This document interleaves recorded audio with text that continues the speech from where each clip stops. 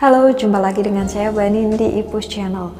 Di video kali ini, saya akan mengajak kalian untuk berkenalan dengan salah satu platform yang menurut saya cukup bagus untuk kalian jika kalian ingin mengupgrade skill menulis kalian. Platform apakah tersebut? Namanya adalah platform Cabaca. Mengapa saya mengatakan bahwa Cabaca ini merupakan platform yang cukup bagus bagi kalian yang ingin mengupgrade skill menulis kalian? Karena platform Cabaca ini memberlakukan sistem yang cukup mirip atau menyerupai dengan penerbitan mayor, teman-teman. Dimana jika kalian ingin tulisan kalian tayang di Cabaca, tulisan kalian ini harus sudah lolos melewati kurasi yang ada di meja editor.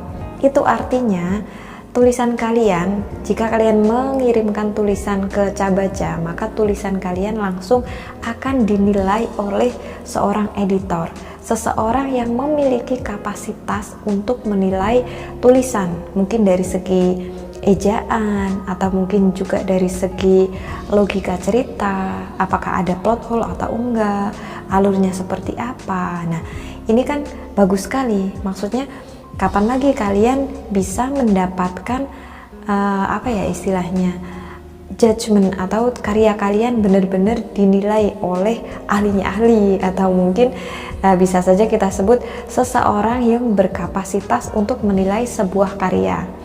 Nggak ada ruginya kan, misalnya kalian mengirimkan tulisan kalian di platform Cabaca, kemudian setelah kalian mengirim tulisan kalian, ternyata tulisan kalian ditolak misalnya. Di sini kalian akan mendapatkan manfaat berupa kritik dan saran yang diberikan oleh editor. Dimana kritik dan saran tersebut tentu saja sudah diberikan oleh orang-orang yang benar-benar berkompeten, berkapasitas untuk memberikan penilaian. Nah, ini bisa kalian ambil, bisa kalian serap ilmunya gratis. Kalian mengirimkan ke Cabaca itu tidak dikenakan biaya. Kalian mendapatkan kritik dan saran dari editor itu tidak dikenakan biaya. Jika ternyata di kemudian hari setelah melewati masa kurasi ternyata tulisan kalian dinyatakan layak tayang atau lolos kurasi, maka otomatis kalian juga akan mendapatkan penghasilan, di mana platform Cabaca juga memberlakukan bab berbayar sebagaimana beberapa platform lain. Kalian tentu saja akan mendapatkan penghasilan sesuai dengan jumlah bab berbayar yang dibeli oleh pembaca. Volume pembaca kalian berapa, yang membaca bab berbayar kalian berapa, kemudian dibagilah keuntungan bersama dengan platform dan kalian akan mendapatkan sejumlah penghasilan dari sana. Enak kan? Kalau naskah kalian tidak diterima, kalian bisa mendapatkan ilmu dari kritik dan saran yang diberikan oleh editor. Kalau tulisan kalian diterima, kalian akan mendapatkan penghasilan. Nah, nggak ada ruginya. Nggak diterima juga untung, diterima juga untung. Lalu jika kalian bertanya, berapa lama sih waktu untuk kurasi ini? Cabaca ini menerapkan waktu terlama kurasi ini adalah 3 bulan. Jika kalian merasa 3 bulan ini merupakan waktu yang terlalu lama untuk menunggu, maka kalian bisa melakukan kegiatan menulis novel lagi sembari menunggu novel yang masih dalam masa kurasi.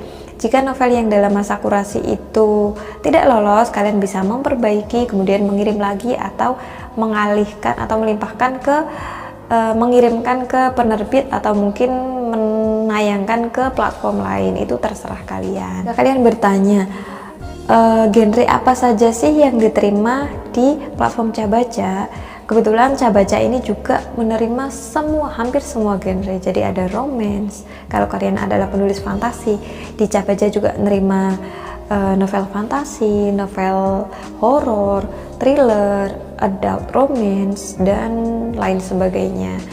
Jadi bebas selama tulisan kalian itu memenuhi syarat di meja editor. Memenuhi syarat ini tentu saja ada banyak aspeknya, terutama kalau sudah berhadapan dengan editor. Tentu saja syarat yang wajib harus kalian lewati adalah tulisan kalian memiliki kerapian atau ejaan dalam tulisan kalian itu cukup bagus, tidak banyak mengandung typo. terus kemudian juga logika cerita kalian itu tidak berantakan. Nah, dan macam-macam juga alur, macam-macam memenuhi syarat. Apa sih syaratnya mengirimkan naskah ke Cabaca? Syaratnya, ini ada syarat terbaru yang baru diberlakukan akhir-akhir ini, yaitu syaratnya setidaknya novel yang kalian kirimkan ke Cabaca itu sudah mencapai 75% selesai.